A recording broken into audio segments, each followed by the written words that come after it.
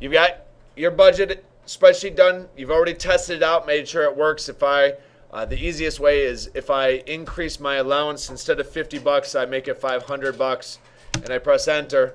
I should be able to see everything that is connected to that number self-adjust. So this is connected to that number, so it changed, which means this is connected, which means this is connected, which means this is connected. They all should change because they're all kind of linked to each other. All right. So again, if I type in 50 bucks, they all self-adjust. All right. Now, the second half of this is to create 5 graphs representing different things on this spreadsheet. And here's how you do the easiest one. First of all, what you do is click and highlight labels. If you don't highlight labels, nothing's going to be labeled. There's not going to be a key on your graph or your chart. So highlight your labels, and then also highlight one set of data. This type of data does not work for you to highlight all of the data, so don't highlight like this entire row. It doesn't work. So I'm going to highlight expenses, and then how many times a month I spent money on that particular item. I'm going to simply use for this one a pie chart. Bless you. And I'm going to insert it, and then I'm going to pick it up and move it over to the right.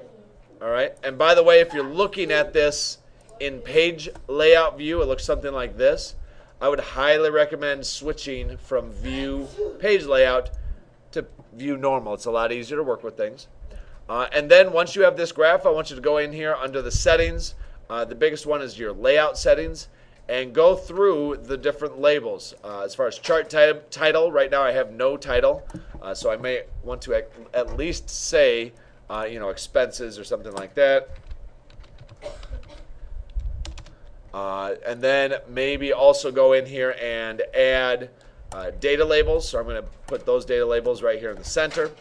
And in fact, I want them to be, I'm going to go down to more data label options, and I can actually say not only do I want the value, but I want the category name to be in there as well, so that I can see it a little bit easier. And I like how that one's a little hard to read, so I'm actually going to move it and adjust those types of things.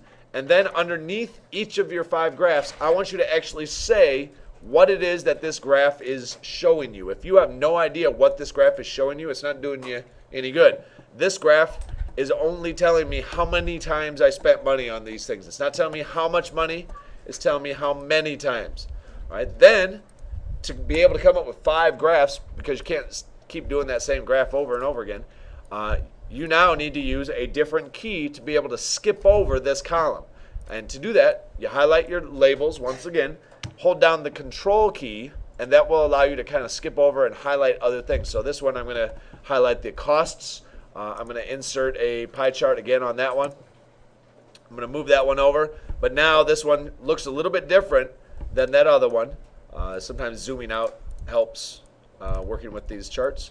And I am, again, going to go ahead and put in my data labels. Maybe I'll put those in the center. And then describe this. And this graph, instead of how many times I spent money, it's going to show how expensive each of my items were, okay, or each one of my expenses. To come up with your 5 different graphs, you can highlight how many times a month, the cost, the total cost. You could also highlight your various pieces of income, so you'd be able to find kind of a ratio or a percentage of how much of your income is coming from your allowance and versus how much is coming from your other income. That would be a different type. Many of these are going to be pie charts, but some of the other types of charts that work with this type of data is, let's see if I can get to change a chart type.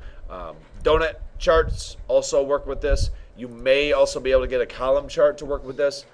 Line charts are not really useful for this type of data because it's not linear. It's not over a series of time. Those are more line charts. So that's how you're going to come up with these.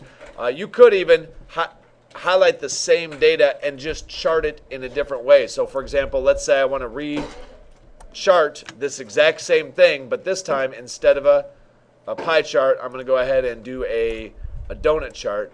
But I'm also going to go in here and make it so that it shows me the percentages of each of those things instead of the actual value.